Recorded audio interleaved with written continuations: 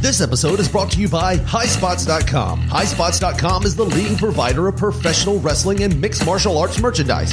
From wrestling boots to wrestling DVDs, wrestling action figures to title belts, HighSpots.com has the largest selection of wrestling merchandise. Go there right now with our link, tinyurl.com/STS HighSpots. STSHIGHSPOTS. Shop there with that link. It won't cost you any extra, but it will help support this podcast. Have you listened to episode 104? That was last week's preview roundtable about WrestleMania. If you haven't listened to it, listen to that. Watch WrestleMania and listen to this week's episode of Cool Kids Countdown coming up next. Download, listen now, or if you've already listened to it, then watch WrestleMania. If you haven't watched WrestleMania, then listen. Well, what the hell? Here's a clip.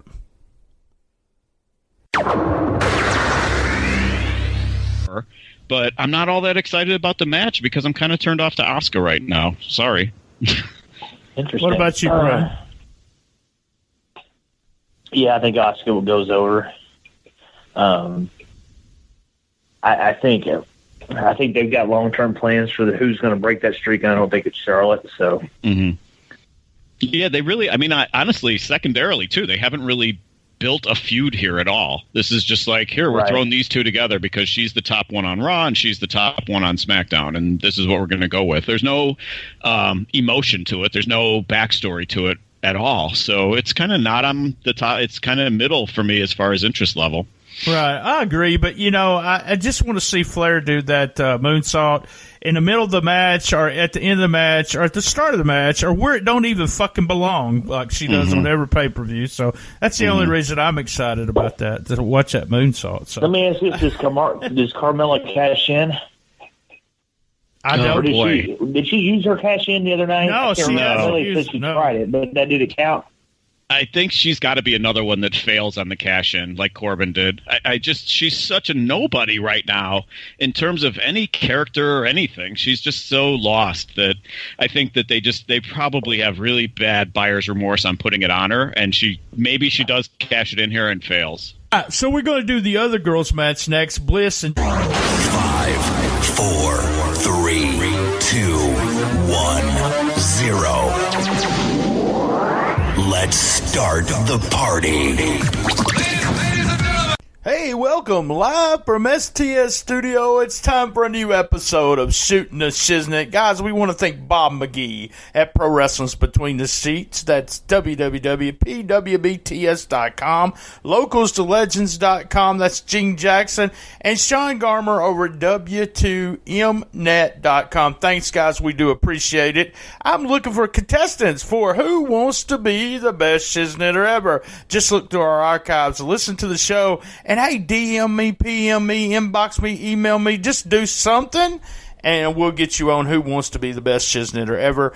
WeHaveMerch.com. That's right, WeHaveMerch.com. Standard size shirts start at $12.99. That's right, all the Shootin' the Shiznit shirts are on there. Buy a shirt, help us at least pay for the podcast, guys. You can send me a PayPal at Brian_Tramel, Tramel. I'm at Twitter at ComicBookMarkBT, at BT Shootin' the Shiznit.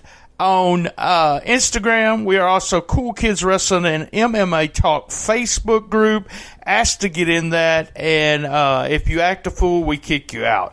Also, www.stspod.club has all the episodes of Shootin' the Shiznit. We're also on iTunes, Stitcher, Player FM, Pod Paradise, Spreaker, God, everything, FM radio, you name it, you can listen to Shootin' the Shiznit. All right, and a big shout out to our podcast bros, Suplex City Limits, Creative Control, Who's Right Podcast, P3 Radio. Guys, if you're tired of listening to me, listen to me first, but then go over there and check those guys out. Also, a big shout out to Keeping It 100 Patreon site. It's run by my buddy JoJo over there. It's only $1, guys. I joined Disco, JoJo, Mike Holder, and Michael Young to do a roundtable about the Elimination Chamber. It's on there, and they do roundtables, a lot of fun stuff for only $1 a month. All right, guys, you know what time it is. Let's get on with the show.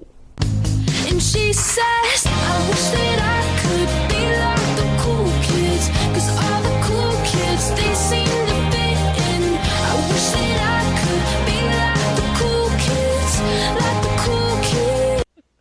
All right, hey, I've got my co-host on the line here. I am live from STS Studios, and he's in Chicago, Illinois. How's it going, Lance? At the world-famous Sixlet Studios. We are ready to rock. We are ready to rock, my friend. That's right, and guys, this episode is going to be on time. The flagship show will hopefully, with my fingers crossed and toes polished. Wait, what? It'll be coming out Saturday sometime. Saturday, that's the way we say it in the South. Probably Saturday afternoon. I'm not going to tell you the guests because we're just going to wait to release it. But Lance, I've got something to start tonight with, just so you'll know, because I just got through watching SmackDown just a few minutes ago. Great. A surprise for me? I got something for you. Here you go. Excellent. And that is, I'm back. Jesus Christ. And that It's you could not have ruined my day any more than that, I'm than back. dealing with that hag. With her, I can almost see the makeup coming off the screen. Do you know what I want to spoil something because I haven't even told Lance this, but I've been writing down all WrestleMania weekend. I wrote down things that piss Lance off. So I'm trying to come up with a 10 list of things that piss Lance off, and then we're going to do a Cool Kids Countdown on that. I said this to my wife, and she knows how we always laugh because you get so mad at some things. And she says, I said, I'm going to try to find a top 10 list of things that Lance hates. And she goes, well, that should be pretty easy. Now I feel like I have to come up with 10 things that I love. So, Ricochet and, Jeff Cobb and some other things that I love in wrestling. So I don't just hate. Not, you hate them. It's just hilarious. Yeah. It's like when we're in the Cool Kids group, it's just really hilarious, like some of the stuff that you just loathe. I mean, you mentioned Enzo Page, Ty Dillinger. I've got the list, man. I'm making lists. So, hey, let's get on. We got to make this, try to get this done quick so we won't piss off Jamie. We try to do this in 90 seconds. But this is our kind of our anniversary show. I think it is. Yep. We started last year with 10 Mania moments. And I had to do that to piss you off. But that's what we're going to do. We're right back to where we started, and it's been an awesome year. And I know this is kind of late, and we should have probably done this on Monday. But, one thing was I was just totally burned out after WrestleMania. But before we start about WrestleMania, I just want to make note. When we started watching Mania, or right after the show, the NXT show, I haven't had a chance to watch all the other big shows that were during the weekend. I've seen a little bit of each one of them. But the NXT show, WrestleMania wasn't even close to that show. I mean, 3 great matches, 2 that could be. I had one of my friends who's a wrestler actually put on Twitter that's one of the greatest matches he has ever watched, and that was Gargano and Ciampa there. And so it's exciting that NXT had one of the biggest crowds ever, their biggest crowd ever. So exciting for NXT and everything that they did. So let's get to the main roster, WrestleMania. And we are doing the top 10 Mania takeaways based on the show from a couple days ago.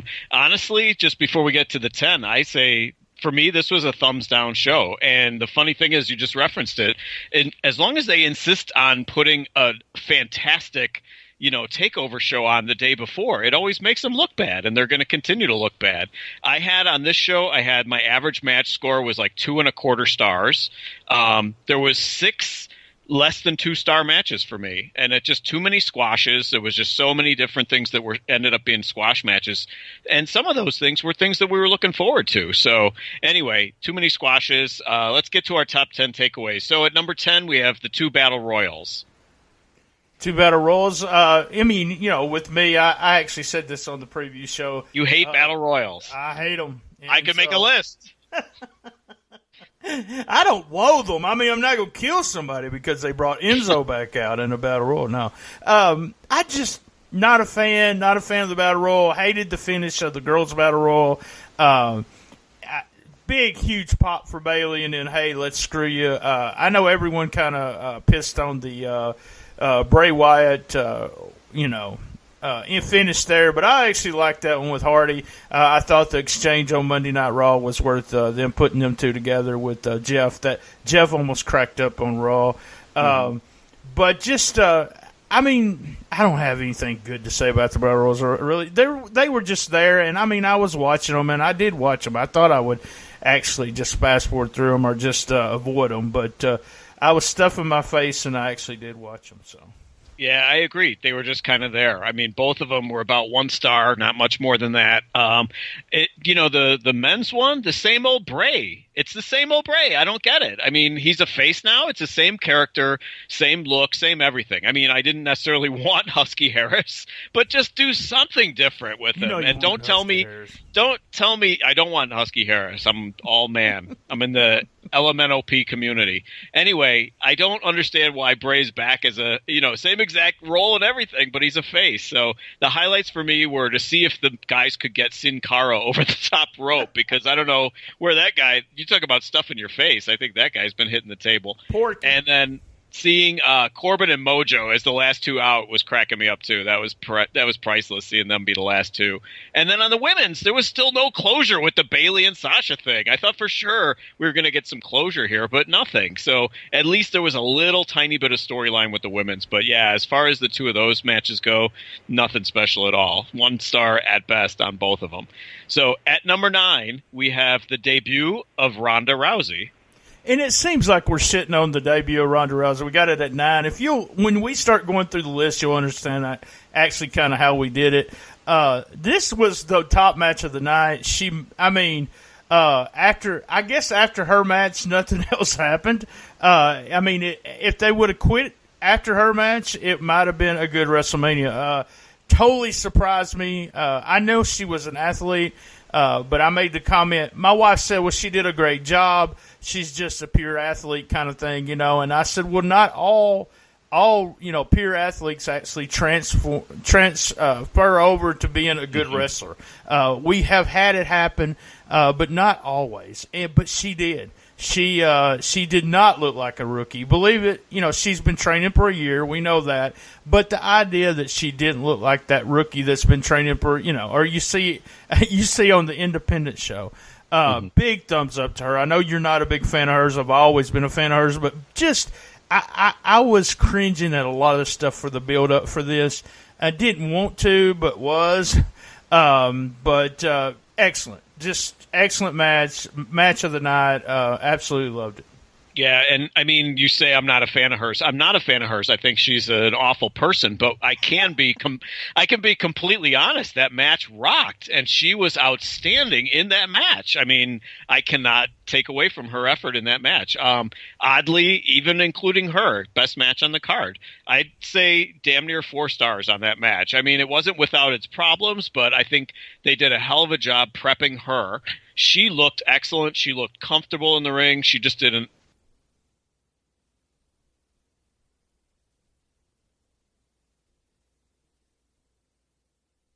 rookies. Like a couple of years ago, we enjoyed Arrow when he was in there a couple of years ago with Cody, and even Maria Menounos a couple of years ago, in whatever she did. I remember us all thinking like, wow, these they really pulled it off with them. So I give Ronda a lot of props. I think one stupid thing was Ronda selling for Stephanie. That was just awful. It didn't need to be in there. But the layout of the match was strong. It was really well executed. They did the right finish, and it was exactly what it needed to be. So really enjoyed Ronda's debut. Let's see where they take her from here. I wanted to make a big note about that, about the layout of the match. We talked about when we were talking about the last New Japan show with Switchblades match and the layout not being there, that's what made this match so good, is that we did have somebody like Triple H. You know, he would take any kind of advice from people, but it was laid out to perfection, which made it a great match. Great match. And Angle too. Don't undersell Angle. Having the two of those guys in there really pulled it off, and the timing was just perfect on everything. So at number 8, we have the new Finn Balor gimmick. So yeah, I don't even want to put over that this is a new gimmick. I think he's just, you know, they mentioned this. I actually listened to Meltzer and Alvarez about after it, and they said that it really wasn't a new gimmick. It was just the idea that he was showing a lot of support. So I don't know what they're going to do with it. He's just, is he going to be a smiling gay? I don't know. I don't know what he's going to do. I mean, the smiling gimmick is just god awful horrible to me. This one would have been kind of, because this is pretty much your list. Let me secrets be known. He fixed this, and I'm going along with it. But Balor's, I didn't see it as a new gimmick. I just seen him, showing some support, and that's cool. I mean, I have no problem with that. I've got 2 daughters that are part of the gay community, so I would wear a gay version of the Cool Kids Countdown shirt there, or Shootin The Shiznit. So hey, there's an idea. Merch. All right, here we go. So I thought the match was good. It wasn't great, but it was good. What I did appreciate about the match was the fact that all 3 guys were in there quite a bit. But I thought that the gimmick of him coming out with that shirt was so heavy-handed. I mean, if they're going to just slide some stuff under the radar, fine. And if they want Finn to be the poster boy for it, fine. I don't care. If he's, the new symbol for the EIEIO community, whatever it is. But I thought it was just so heavy-handed having those people jumping around, with their shirts, proudly with their shirts at the ring entrance. And then on top of it, if you're going to do that, then the guy doesn't go over? That's what I didn't get. I mean, if you're going to go that heavy-handed with it and make him be the spokesman of, the inclusion and everything that they're trying to do here, which other groups have done and done it a little bit more laid back than, of course, WWE Machine hitting you over the head with it, why not put him over? I mean, if you're going to go to that extent, why not put him over? So that's what I didn't get. I don't understand why Rollins went over. So I think it's heavy-handed. I probably would have appreciated it more if they would have had Darren Young do this gimmick, honestly, because at least it's a legitimate thing. Yeah. It's a legitimate thing. With Finn, I don't think it is. Well, I think it is, believe it or not. Not that he's gay, but it's apparently the last, I don't know, he's been big part or showed support for the LGBT community. I'm not sure. BT for me, no. I'm not sure that here's what I'm not sure of, and I know what you're meaning by what you were saying, and it kind of rubs me the wrong way in the sense, if it's cool if he is doing this on his own, I'm all about it. If this is he wants to put support to that community, I'm all about. Like I said, I'll make a gay shirt for Shootin The Shiznit. But if this is something they put in his ear to start doing, and we're going to start selling shirts for this. Then fuck them. I piss on them. I mean, and you're right. They throw it to your face too much instead of just going with it. So, all right. Yeah, and like I said, I would have been totally fine with it had they gone with a Darren Young, or if there's another gay guy on the roster that we just don't know about, or girl for that matter. Let it be that person and have it be authentic, as opposed to being this, which is just so contrived and over the top. Well, Lance, there's no gay people on the roster there. Oh, so. Really? I wasn't aware. So, speaking of. Nice segue. At number 7, we have the Nia Jax happy ending. Yeah, I mean, this. I rewatched some of that story after listening to that podcast about WrestleMania preview with you and Brian Thompson. I'll still go that I didn't like it. I didn't like I understand the end, and I understand I think they should have had put her over. I didn't think it was a very good match. I didn't think it was horrible, but I didn't think it was very good. The crowd wanted her to win, and they put her over. I understand the story and everything, but I still go with the fact that I would have never done this kind of story, even though this is politically correct to do so, just what we got through talking about. If this girl was not I don't know. They've always pushed her as a BBW, but being a beautiful BBW and being a model. So, and now all of a sudden she's the one that everyone picks on and says it's fat. So, I don't get it. I don't care. I don't care if she's fat. You know me.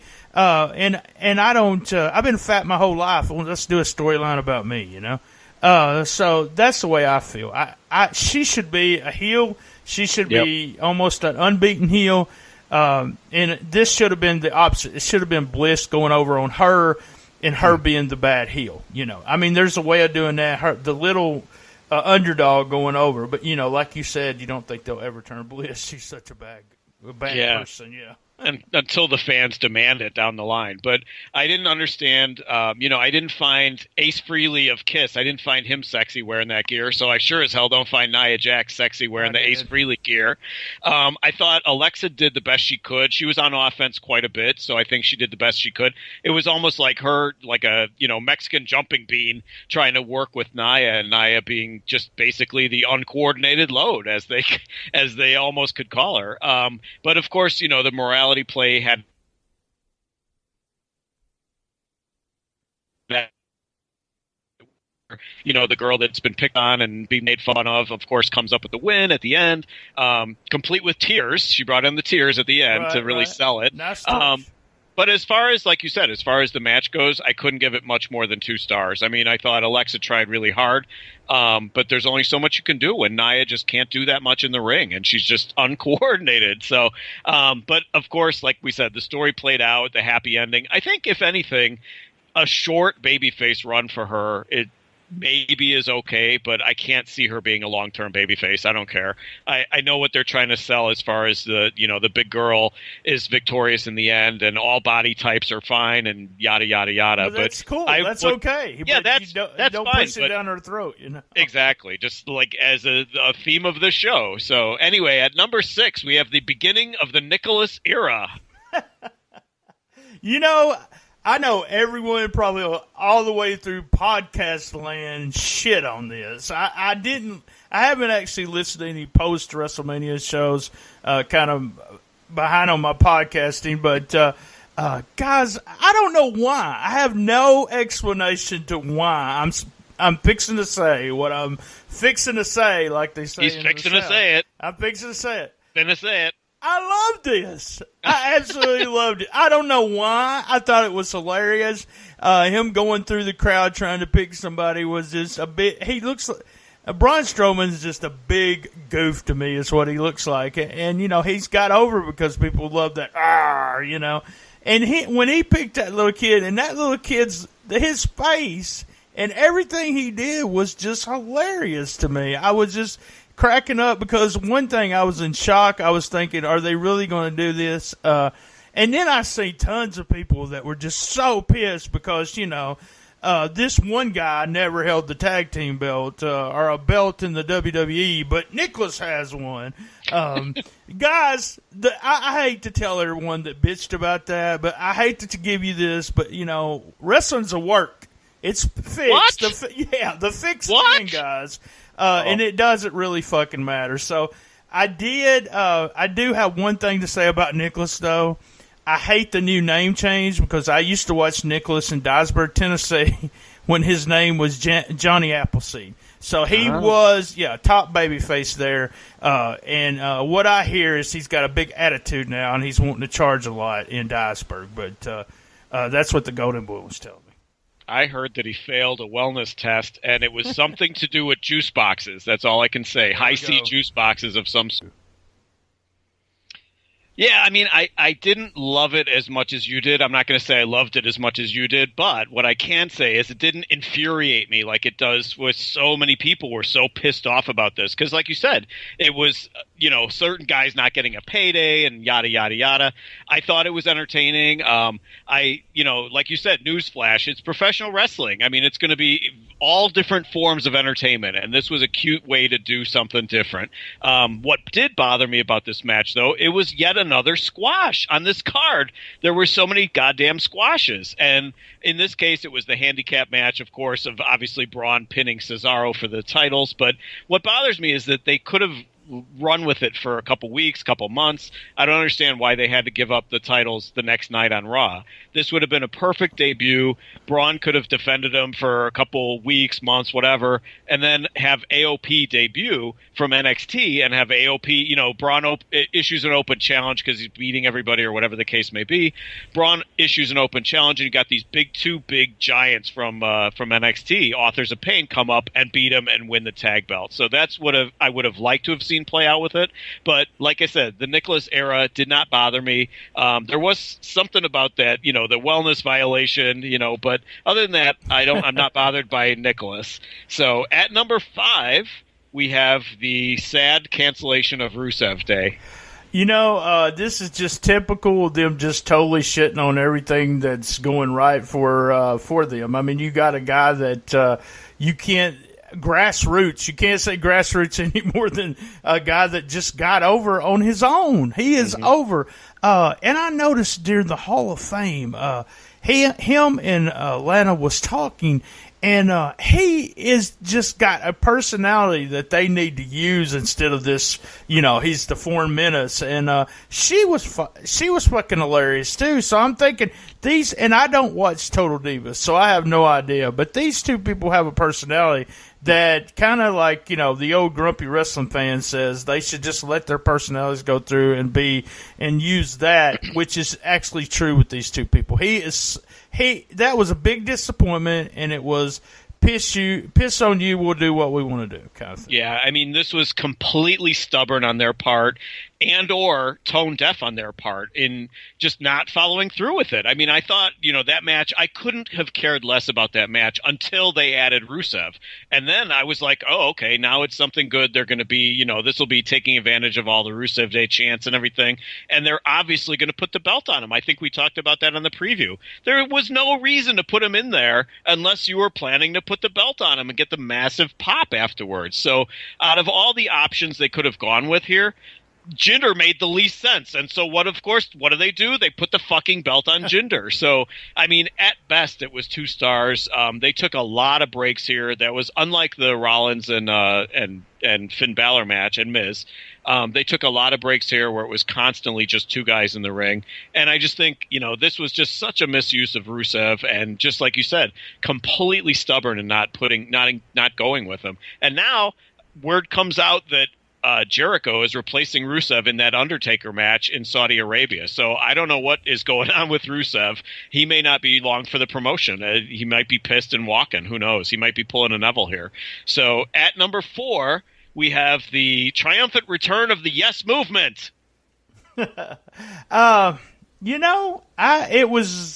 I think they kind of shit on us on that, too.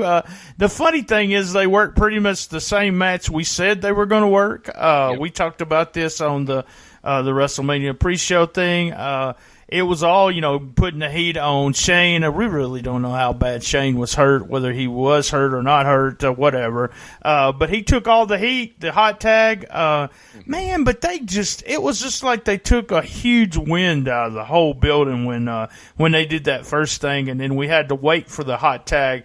I mean, I liked all that. I'm a big Daniel Bryan fan, so, I got into that. But overall, I mean, as a match, just, part of the theme, and I hate that, I want to say this, but I was disappointed. I mean, and Daniel Bryan match, I gave it 3.5 stars just because it was Daniel Bryan, and I had a good time with it, and I was acting stupid during the match, but I was tired too. I was starting to tire out around this time. So, well, it's funny that you say that, because one of the things I was going to say is, for me, this was 2 3/4 at best, and I think that if anybody goes above that, then they're fooling themselves, and they're just because they're Daniel Bryan marks, right, And I agree, Yeah, I mean, you basically just said it. You're giving it grades because of him. If you're looking at it objectively, it was an okay match. There was nothing really wrong with it, but it was not spectacular either. You can't fault him because he's obviously got to take it a little bit easier now. He can't go all out. Although he did go a little bit more all out with AJ on SmackDown on Tuesday, but like you said, I'll give props to Shane for holding up his end of it and not looking like like he was really injured. I really hated those idiotic graphics at the beginning of it, because if you're going to turn Daniel Bryan, the Yes Movement acquired or whatever, they did some kind of comic book graphics, and talk about trying to make somebody look uncool. That was uncool. That was Vanguard. You didn't know that?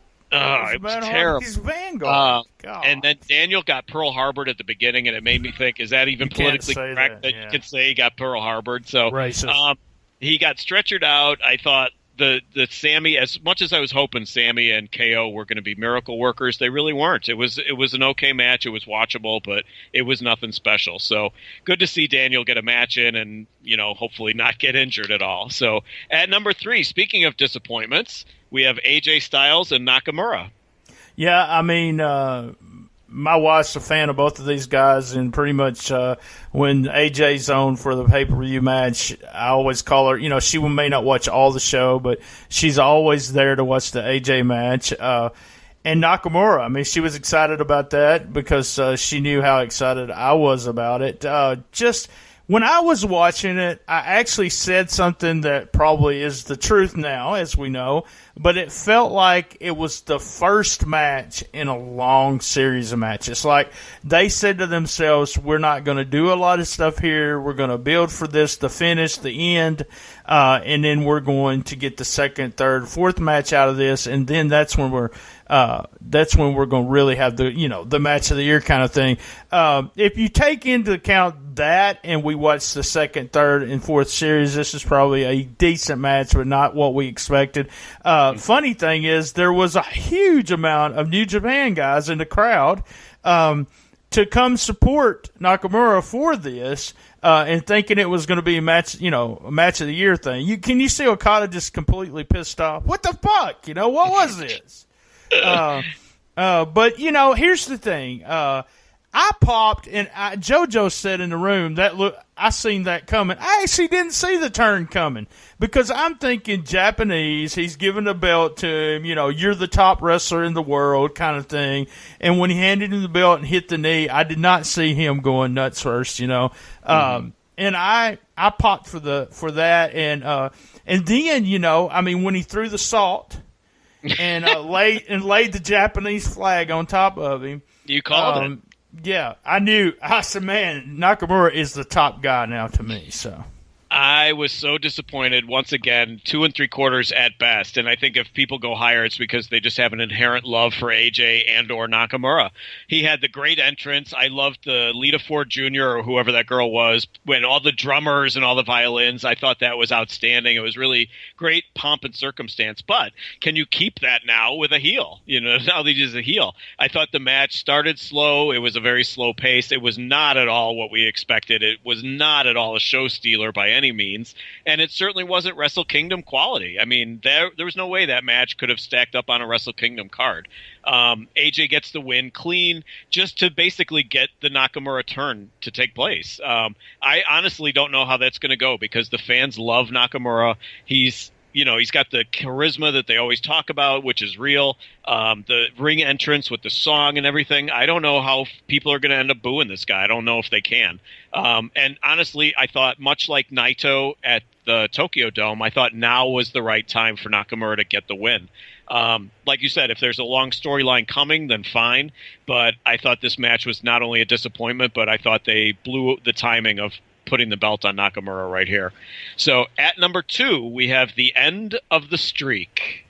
Oh, man. Yeah, I was a total shock. And it makes me think that someone was backstage going, Vince or somebody said, hey, let's do it now. Let's just shock people right here at WrestleMania. Let's have a WrestleMania moment. And that's just the way it felt. I mean, in no way did it. This was not the time to do it. I think they wasted it by, they could have pushed Ronda and kept pushing Asuka. I mean, I really would have just had Ronda, make her tap out in 2 minutes before I would have ended the streak here at WrestleMania. And after that, Charlotte's named the champ now. So, yeah. And I tried to watch SmackDown without getting spoiled, and had someone in the Cool Kids group. Thank you very much, Chris. Actually put, cast in, Carmella cast in, and I watched it to see. I thought that was a really hot spot, and I always like watching people cash in stuff. I thought the referee was god awful in that. It was terrible. And I never ever see the ref unless he's really fucked up. But no, it definitely was not the time for Charlotte to win. I guess they just wanted to put Carmella over Charlotte, and probably going to put Charlotte on Raw or something. But just not the time, guys. Just wasn't the time. I mean, we were talking about going into it. Who is going to be the chosen one? Who is the one that the streak is there for? And when it ended, I'm like, wait, Charlotte was the chosen one? I mean, with no build, it was so anticlimactic to just end the streak just like that. It ended like so unceremoniously and totally killed Asuka's mystique, I mean, yes, I'll be the first one I make fun of the way she talks, and she talks too much.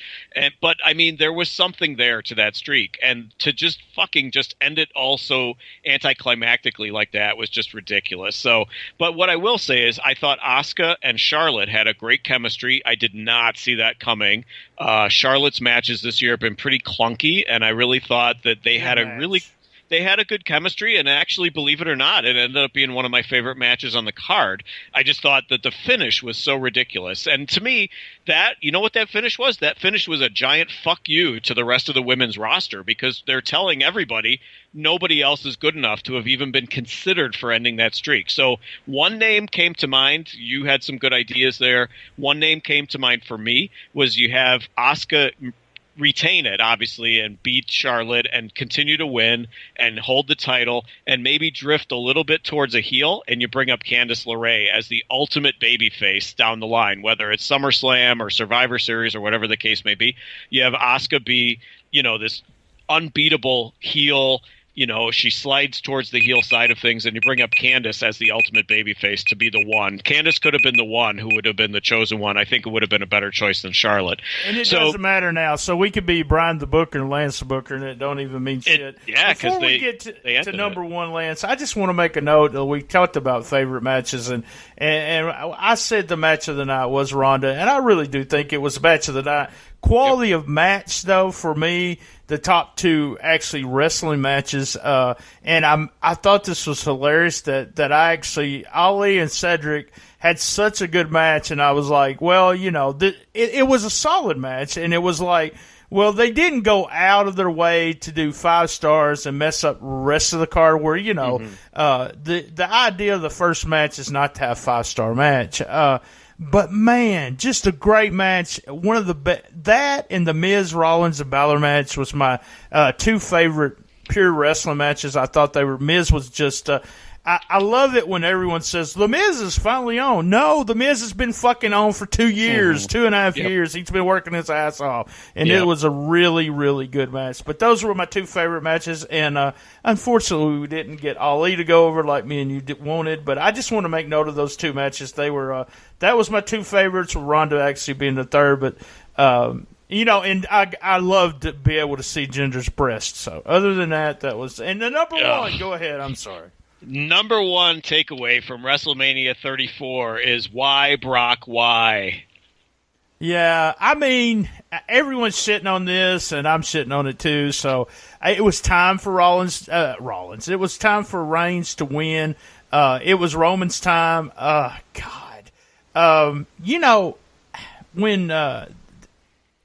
Lesnar gave fucking Orton a concussion that they didn't tell anyone about, Orton just disappeared, and Orton said in that little Wizard World little thing press conference that I got to be part of, a question and answer, that he never wanted to wrestle Lesnar again. I mean, it was really, you could tell he was telling the truth, because this guy punched him in the top of the head and gave him a concussion.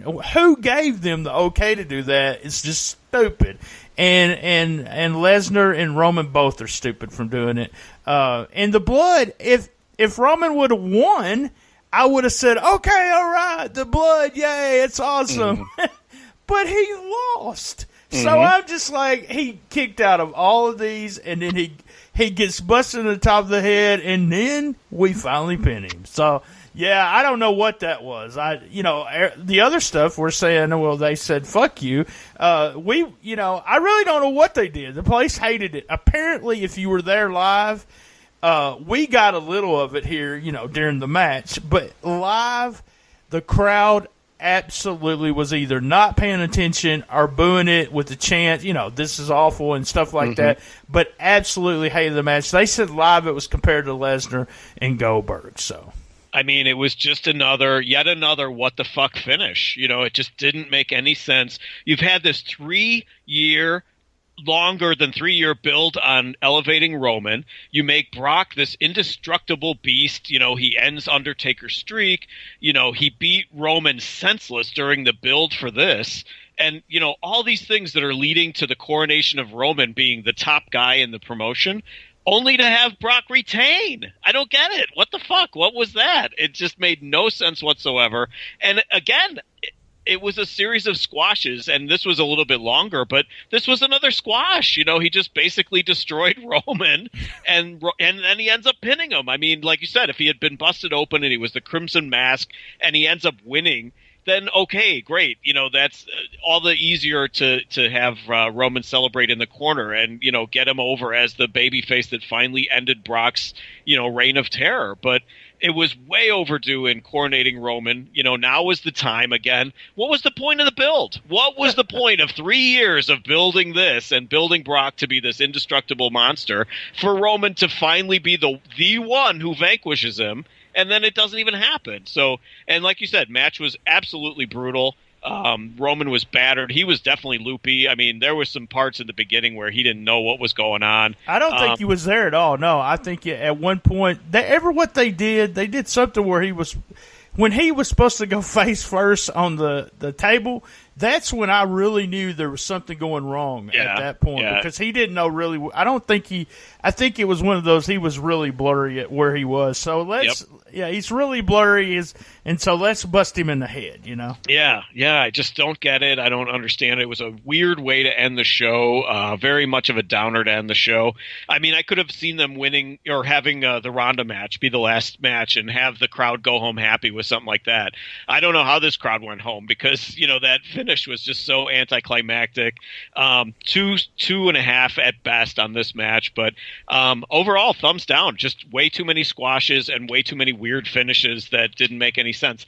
Bludgeon Brothers, that's another one. Usos, that was another squash. Everything. They got their match. Don't be complaining. So many. Yeah, they were on the main card. Congratulations, Usos. Well, I mean, if you take the card, the first 1, 2, 3, 4, 5 matches, that was Ronda, was the 5th match. After that, you can just say, what the fuck? I mean, exactly. Cena and Taker. I can't even talk. That's how you call him in the South. Cena. Cena. I'm a big Cena fan. Yeah, he is Cena. Damn good. Yeah, that was Cena and Taker. Yep. Nakamura, AJ, you name it. It just Lesnar Reigns. Was exciting to me because I expected Roman to win, and so I'm a Roman fan. So as a fan and as a mark, I'm loving the build-up with the beat the fuck out of him, even the blood, and hey, he's gonna actually pin him. And then when it was 1, 2, 3, I looked over at my wife and I said, what the fuck are they doing? Yeah. And that was the first thing I said, what the fuck are they doing? And so, that's the way my WrestleMania ended. What the fuck are they doing? Guys, hey, Lance, as always, thank you for being my host and being my friend. Of course. I do appreciate it. I want to thank all the listeners. Guys, it's really weird. We didn't put out a new episode until later in the week, but you guys are continuously downloading stuff. I almost says downloading shit. But it would be like Shiznit. I should have done that. Download Shiznit. There we go. And I appreciate that, guys. And remember, same bat time, same bat channel for the best little wrestling podcast in the business. Be there. Love my mama. I love llamas. You love llamas. My phone's going off, and I'm about to piss myself. So, I love Fernando Llamas. ¿Quién es más macho?